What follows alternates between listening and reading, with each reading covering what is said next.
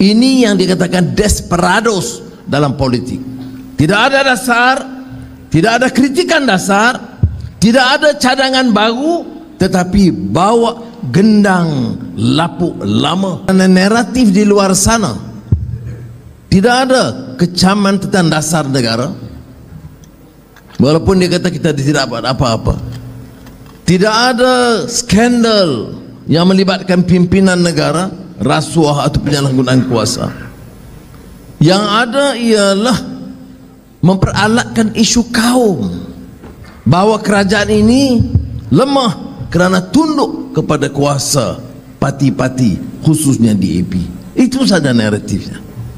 Apakah mereka tak kenal DAP? Dia kenal.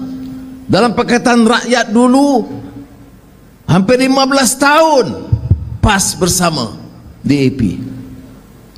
Semasa PH di bawah Tuan Mahathir, orang-orang yang sekarang bersatu itu pernah duduk semeja dengan pimpinan DAP. Apakah luahan mereka itu luahan kenyataan yang benar? Tidak.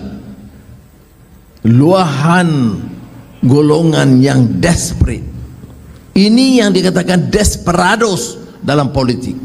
Tidak ada dasar, tidak ada kritikan dasar, tidak ada cadangan baru, tetapi bawa gendang lapuk lama, yaitu menakutkan golongan Melayu tentang kemarahan kelompok Cina, apalagi yang diperjuangkan dengan lambang DAP.